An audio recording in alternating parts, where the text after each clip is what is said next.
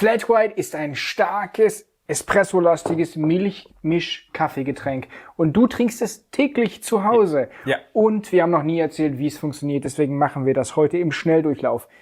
Gleichzeitig ist Flat White aber auch ein spannendes Thema, weil viele unterschiedliche Sachen darunter verstehen. In verschiedenen Ländern werden die unterschiedlich gemacht. Bei uns im Café haben wir immer wieder die Herausforderung, dass Leute einen Flat White bestellen und was anderes denken oder meinen oder erwarten, als wir dann brühen. Deshalb, was verstehen wir unter Flat White, Michel? Flat White ist ein Kaffeemilch-Mischgetränk mit einem doppelten Espresso drin und einem Milchschaum, der sehr feinporig und wirklich mit sehr wenig Milchschaum geschäumt ist, in einer soliden Trinktemperatur, wie man sich das gewohnt ist, geschäumt auf irgendwo 60, 65 Grad. Genau, doppelter Espresso, teilweise doppelter Ristretto oder eben kürzer gezogen und da fangen die Nuancen schon an. Und dann ist die Frage, wie groß ist die Endtasse und die ist 160 bis vielleicht 200, 220 Milliliter groß. So, das heißt schon, ihr habt recht viel Kraft, viel Power vom Espresso, vom doppelten Espresso oder Ristretto. Kommen wir gleich nochmal zurück drauf.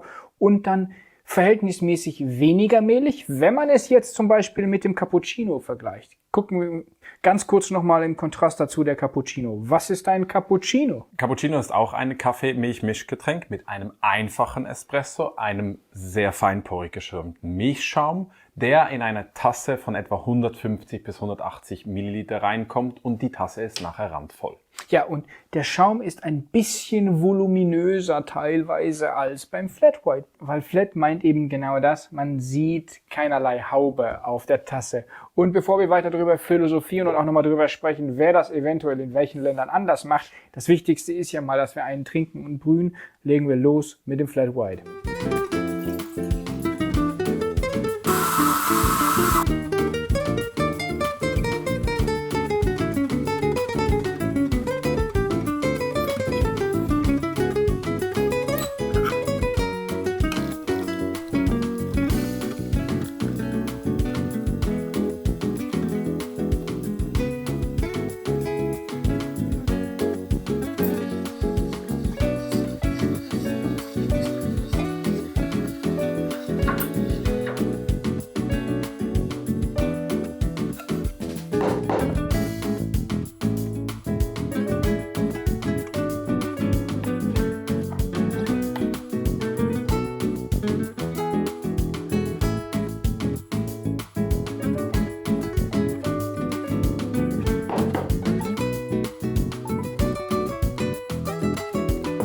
Du hast jetzt hier den Flat White gemacht, vielen Dank.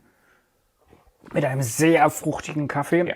Richtig fruchtig aus Kolumbien in diesem Fall. Ja. Ein Gillette. Das ist Gillette. Ich mache das sehr oft zu Hause mit fruchtigen Kaffees, weil ich einfach mehr Kaffeegeschmack in meinen Milchgetränken drin möchte und fruchtige Kaffees mit sehr viel Milch oftmals ein bisschen versteckter sind und so kann ich sie besser zeigen. Und sie sind einfach dominanter im Milchmischgetränk. Das geht aber genau gleich mit einem etwas entwickelteren Kaffee, zum Beispiel mit einem Compadre oder mit einem Abpass. Dann habt ihr einfach mehr Kaffeegeschmack in eurem Milchmischgetränk. So, und jetzt haben wir schon gesagt, Espresso oder Ristretto oder kurzgezogener Espresso. Da können wir kurz noch drüber sprechen. Ja. Was ist eigentlich sinnvoll? Also der Grundgedanke ist natürlich, wir haben diese relativ kleine Tasse.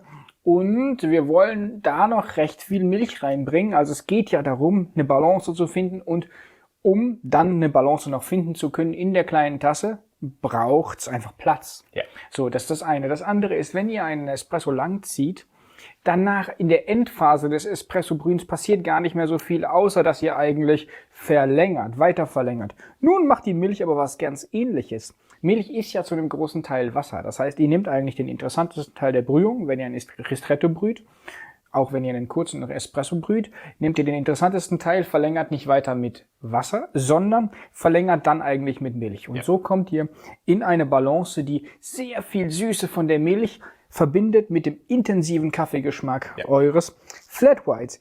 Das ist wirklich interessant. Warum sagen wir Espresso und nicht Ristretto? Was ist denn dann der Unterschied? Ristretto grundsätzlich wäre in einem Getränkeverhältnis von 1 zu 1,5. Also wirklich ein sehr, sehr kurz gezogener Espresso. Und wenn ihr das zu Hause oder auch in der Gastronomie tun würdet, müsstet ihr den Mahlgrad verändern, dass ihr wieder in dem Bereich von der perfekten Extraktionszeit seid. Das ist nicht handelbar. Ja, ist also, schon, aber macht es halt sehr aufwendig. Ja. Die Frage ist, was ist das Ziel eigentlich? Und da sagen wir, es geht ja hier um diese Verhältnismäßigkeit. Und die haben wir eben trotzdem ganz genauso, wenn wir einfach kürzer ziehen. Richtig. Ihr könnt also einfach einen Espresso für die Milchgetränke, auch für den Cappuccino, bei 1:2 brühen, wenn ihr normalerweise eure Espressi bei 1:2,25 oder 1:2,5 brüht. Indem ihr einfach 2 Sekunden früher stoppt. Weil im Normalfall haben alle Kaffees einen Bereich, wo sie lecker sind, der um so 2-3 Sekunden sich bewegt. Und wenn ihr dann ein bisschen kürzer stoppt, ist er immer noch balanciert, aber konzentrierter in unserem Milchgetränk. Ja, und vor allem wird eben das Verhältnis, das Brühverhältnis eigentlich hergestellt, wie ich schon gesagt habe, durch die Wassermenge der Milch. Und das Wesentliche ist eigentlich schon gut und gleichmäßig extrahiert, wenn der Mahlgrad gestimmt hat und so weiter und so fort. Das ist der Flat White. Also wir machen nochmal ganz kurz das Vergleichsfenster auf. Flat White. Rund 100 bis 130 Milliliter sehr fein geschäumter Milchschaum mit einer Schaumdecke am Ende von knapp 0,5 bis 1 Zentimeter.